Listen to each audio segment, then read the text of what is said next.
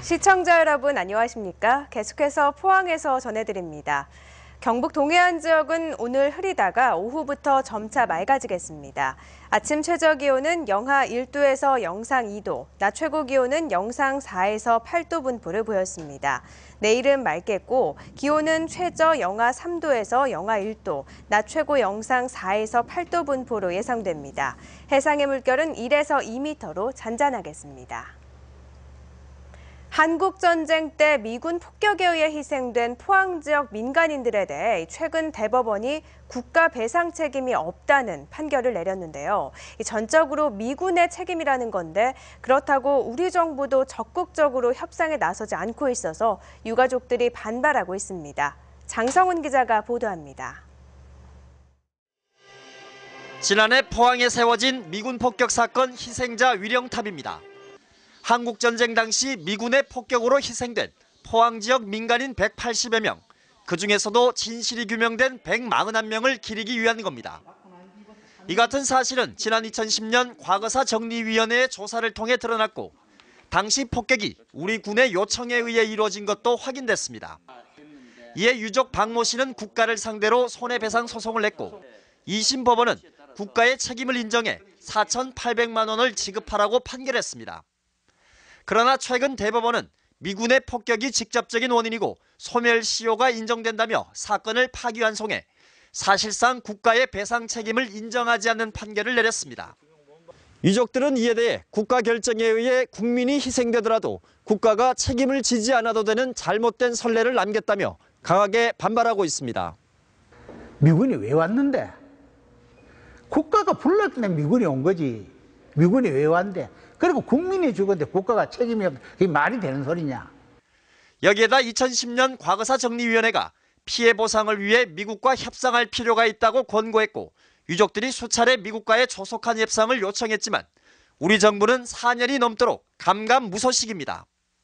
2년 하고 있다 기다리는 답변밖에 오지 않고 있습니다. 몇 년째 그렇습니까? 지금 아마 2011년도였으니까 지금 4년째, 5년째 아닙니까? 정부는 나서지 않을 테니 개인이 직접 미국을 상대로 손해배상 소송을 하라는 격입니다. 미군 폭격 민간인 희생자는 포항 지역 140여 명을 포함해 전국적으로 1,100여 명에 이르는데 지난 2013년 피해 보상을 위한 특별법이 발의됐지만 4년째 국회에 계류돼 있습니다. MBC 뉴스 장성훈입니다.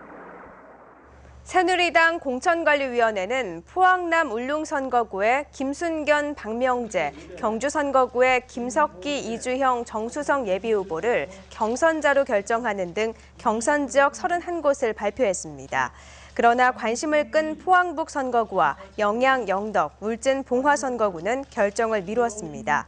이번 발표에서는 특히 경주 선거구에서 상대적으로 여론 지지율이 높았던 정종복 예비후보가 탈락한 것과 여론조사 결과 지지율 격차가 제법 났던 포항남 울릉이 경선 지역에 포함된 것이 관심을 끌었습니다.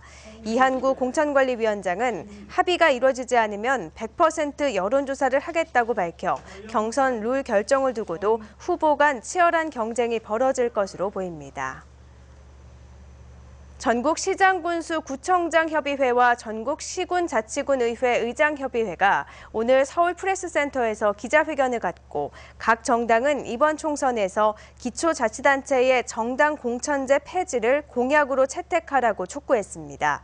이들은 또 중앙집권형 헌법을 지방분권형 헌법으로 개정하고 지방소비세를 부가가치세의 11%에서 16%로 지방교부세를 내국세의 19.2%에서 21%로 각각 확대할 것도 요청했습니다.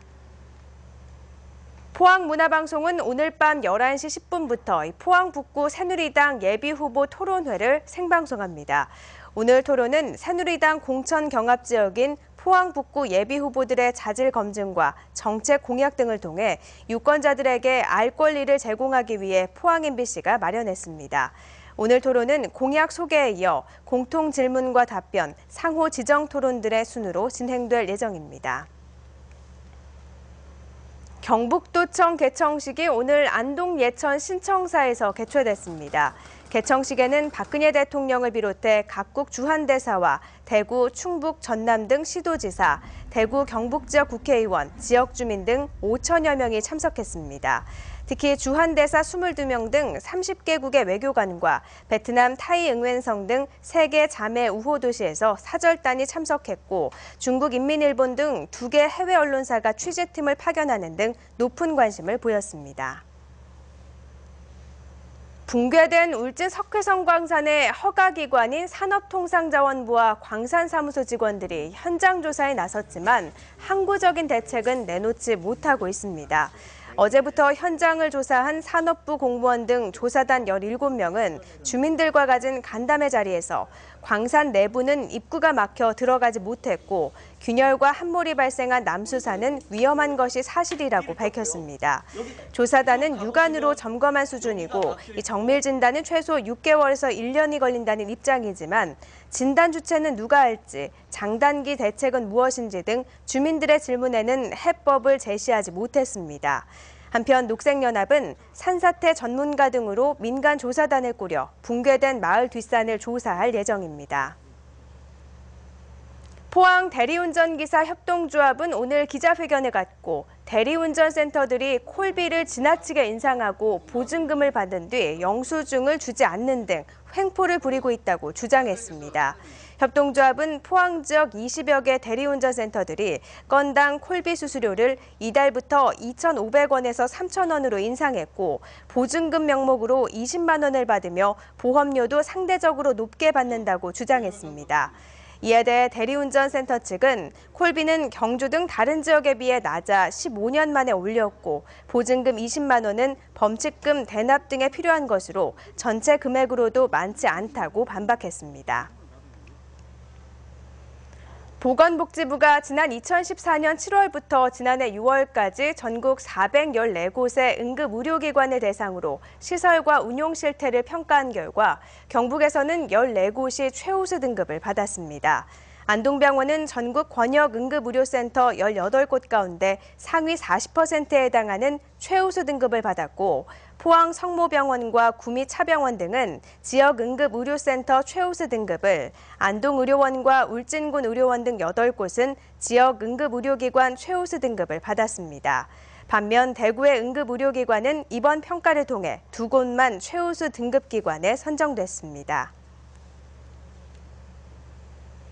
이상으로 포항 MBC 이브닝 뉴스를 마칩니다. 고맙습니다.